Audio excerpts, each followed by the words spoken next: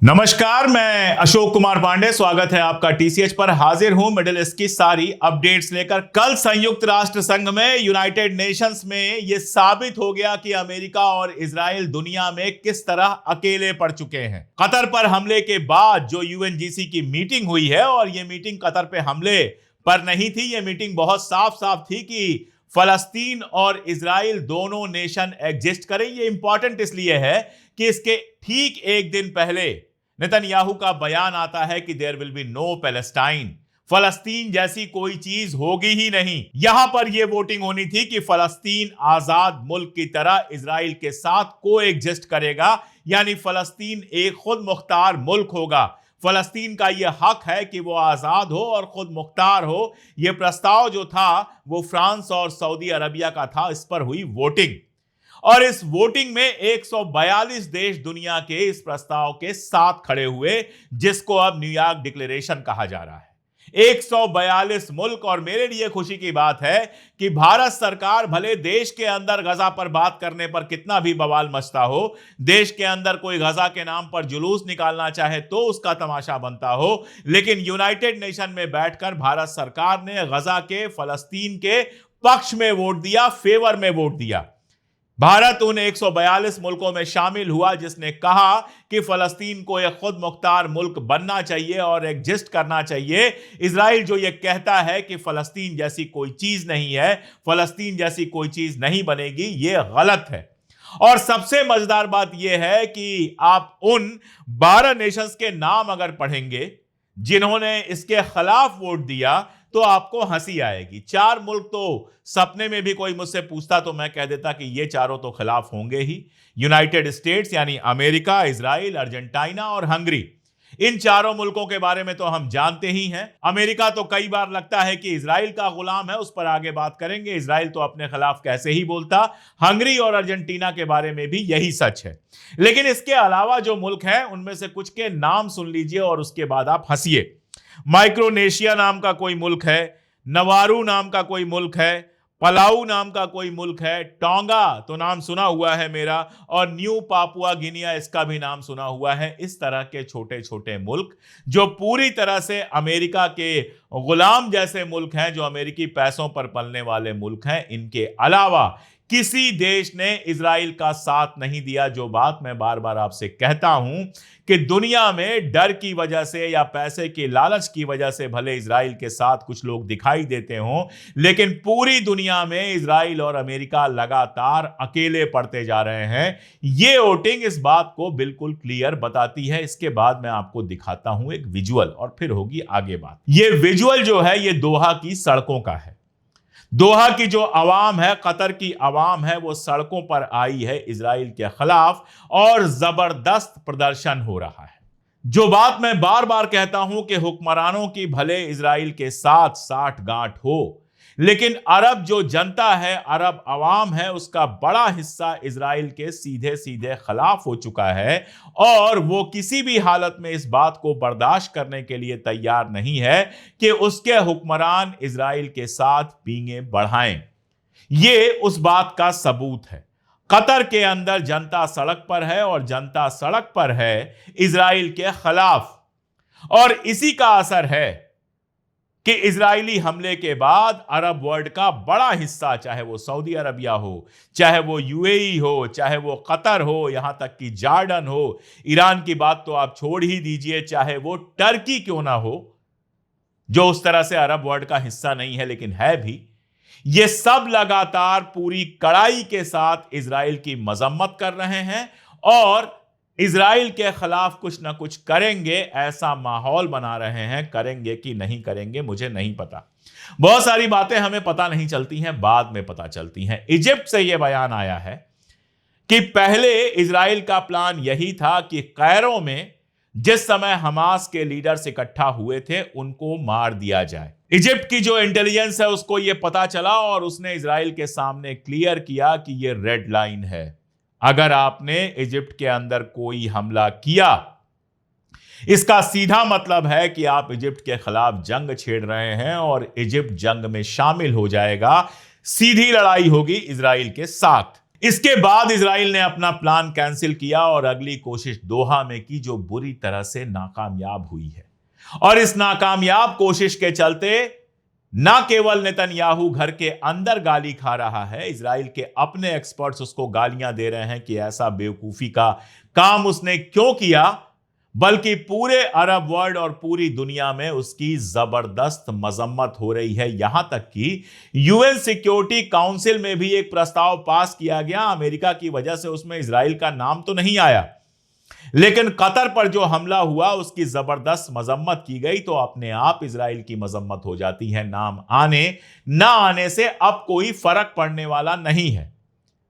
Saudi Arabia के जो विदेश मंत्री हैं, उनसे किसी पत्रकार ने पूछ लिया कि क्या फलस्तीन के लोगों के माइग्रेशन की जो बात चल रही है, आप सोचिए नीचता की हद है। वॉलंटरी माइग्रेशन कहा जाता है, यानी अपने मन से बाहर चला जाए। अरे गजा का एक आदमी अपने मन से बाहर जाने को तैयार नहीं है। तो यह सवाल जब सऊदी अरबिया के फॉरेन मिनिस्टर से पूछा गया, तो जिस गुस्से के साथ उन्होंने जवाब दिया है, जिस गुस्से से उन्होंने कहा है कि गजा का एक भी आदमी, फलस्तीन का एक भी आदमी बाहर नहीं जाना चाहता, फलस्तीन की जमीन पर फलस्तीनियों का हक है, आप उनके माइग्रेशन की बात कैसे करते हैं, यह गुस्सा मुझे काफी दिनों से दिखाई नहीं दिया था। बात होती थी, बयानात आते थे, लेकिन यह गुस्सा, यह चिढ़ दिखाई नहीं देती थी। आज अरब वर्ल्ड इस बात को बहुत कायदे से समझ चुका है कि जिस कतर के अंदर आर्मी बेस सबसे बड़ा है अमेरिका का, उस कतर पर अगर यह हमला हो सकता है, यह हमला हुआ और अमेरिका के रडार्स उस समय स्विच ऑफ हो गए, जो एयर डिफेंस के सारे सिस्टम हैं वो स्विच ऑफ हो गए, किसी को पता ही नहीं चला। अगर यह हमला कतर पे हो सकता है तो किसी भी अरब मुल्क पे हो सकता है। कतर के प्रधानमंत्री भी बेहद गुस्से में दिखाई दे रहे हैं। संयुक्त राष्ट्र संघ के अंदर जब इजराइल के जो प्रतिनिधि हैं उसने हमला किया, तो कतर से ज्यादा गुस्से में तो इजिप्ट के रिप्रेजेंटेटिव ने जवाब दिया। और उसके बाद दोनों ने जिस तरह से हाथ मिलाया, उससे बहुत साफ नजर आता है कि इजराइल के खिलाफ पूरा अरब जगत धीरे धीरे एक हो रहा है। और अमेरिका भी इसमें कुछ बहुत चाह के कर नहीं पा रहा है। अमेरिका के भी जो बयान हैं, एक तो यह नैरेटिव फैलाया जा रहा है कि ट्रंप बहुत नाराज हैं, बेकार की बात है। दुनिया के सारे एक्सपर्ट कह दें कि ट्रंप नाराज हैं, मैं इस बात को नहीं मानने वाला। अब ट्रंप सिर्फ और सिर्फ नौटंकी कर रहा है। मतलब खबर यह चलाई जा रही है कि ट्रंप कह रहा है कि ऐसा लगता है कि जब भी समझौते की बात होती है, सीज फायर की बात होती है, नेतन्याहू कहीं बम गिराने लगता है। यह बात आज समझ में आई है। साल भर से यह नाटक चल रहा है। और यह बात तो जब पिछला बाइडेन था, उसके जमाने का जो रिप्रेजेंटेटिव था, वो भी पब्लिक में आके कह चुका है कि हम जानते थे और हम इस बात को मानते थे कि जब भी सीज फायर की कोशिश हुई तो उसको बर्बाद करने का काम सिर्फ और सिर्फ नेतन्याहू ने कहा। और यह बात सारी दुनिया जानती है, ट्रंप को पता नहीं है। बेवकूफ बनाया जा रहा है दुनिया को। और साथ में अरब देश नाराज ना हो, क्योंकि अरब देशों की भी जरूरत अमेरिका को है। यह सच है।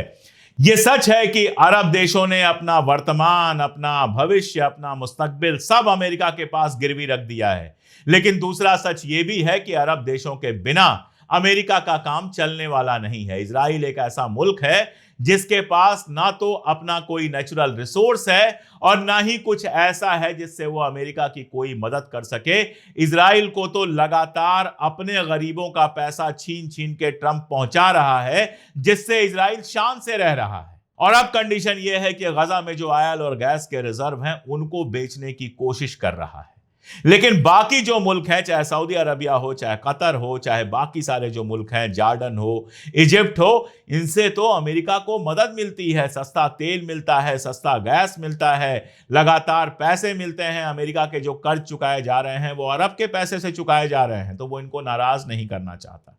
इसीलिए इस समय उसने अपनी इमेज ऐसी बनाने की कोशिश की है, नैरेटिव ये चलाने की कोशिश की है कि मैं तो नेतन्याहू से नाराज हूं ना, तो बस एक काम करो, नेतन्याहू को जो हर महीने हर हफ्ते पैसे और हथियार भेज रहे हो वो बंद कर दो। और एक बार पैसे और हथियार आने बंद हो गए, तब देखो कि इजराइल कैसे गिड़गिड़ा के जाता है उन्हीं अरब मुल्कों के पास। जीना मुश्किल हो जाएगा, अपना खुद का जो अस्तित्व है वो खतरे में पड़ जाएगा इजराइल के, अगर अमेरिका मदद करना बंद कर दे। और जब तक उसको हथियार और पैसे भेज रहे हो, ये नाटक मत करो कि तुम इजराइल से नाराज हो। तुम कतई नहीं नाराज हो। मैं पहले भी कह चुका हूं और बार बार कहूंगा, चाहे जो हो जाए, कि गजा के बच्चों का जो लहू है वो जितना नेतन्याहू के आस्तीन पर है उतना ही ट्रंप के आस्तीन पर है। न एक बूंद कम न एक बूंद ज्यादा। बच्चों पे याद आया, जो एक्स आर्मी चीफ थे हलेवी, उनका एक बयान आया है, गार्जियन में छपा है, और वो कह रहे हैं कि गजा का हेल्थ डिपार्टमेंट जो आंकड़े देता है वो तो कम है। हकीकत यह है कि 2 लाख से ज्यादा लोग गजा में मारे गए हैं।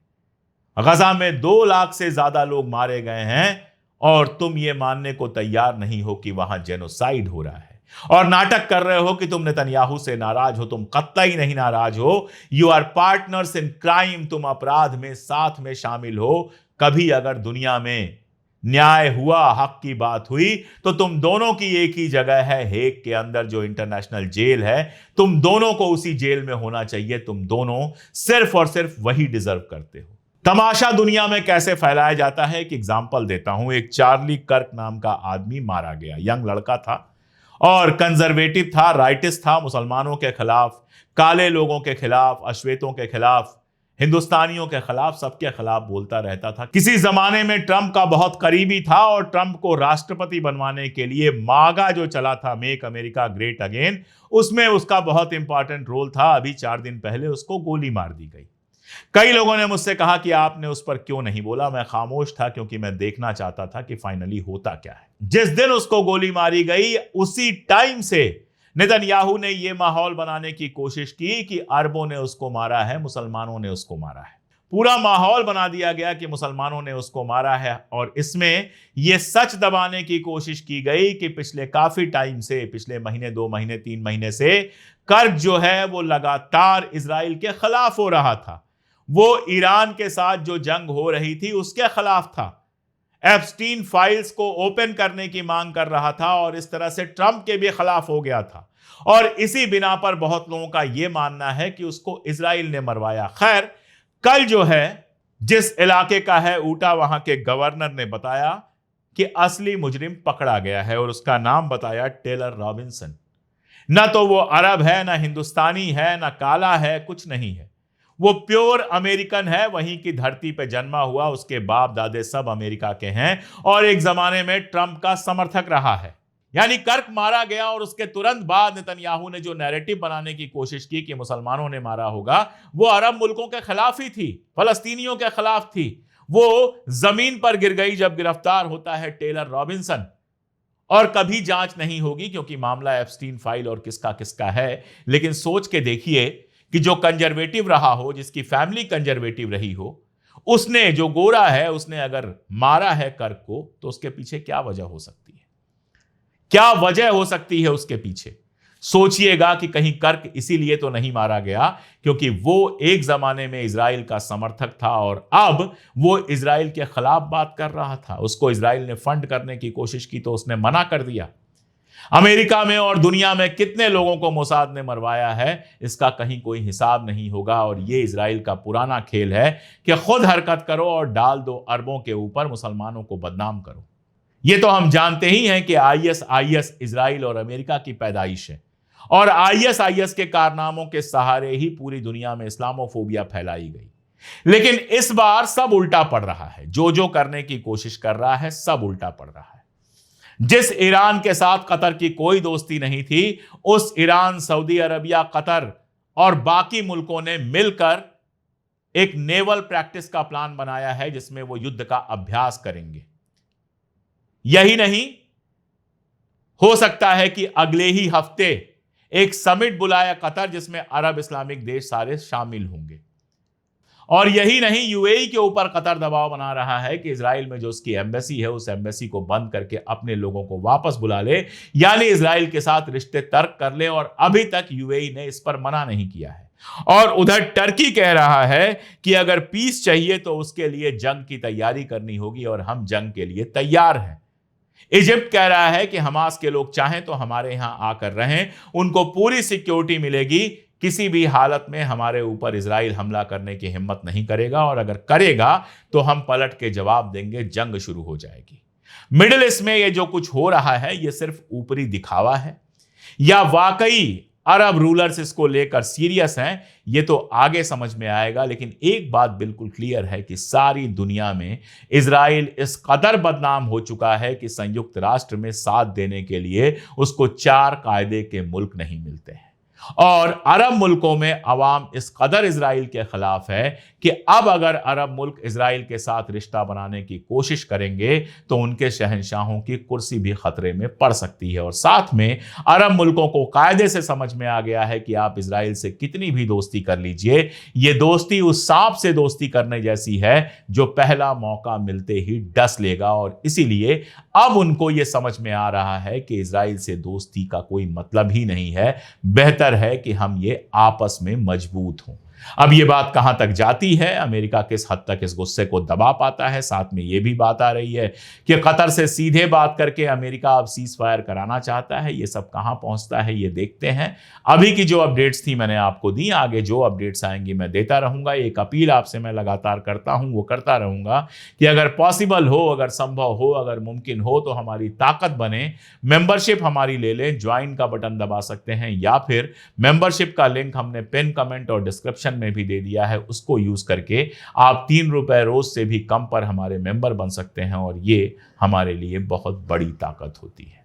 साथ आइए हमारे, ताकि हम हक की बात पूरी ताकत के साथ लगातार कह सकें। आज के लिए इतना ही, बहुत शुक्रिया।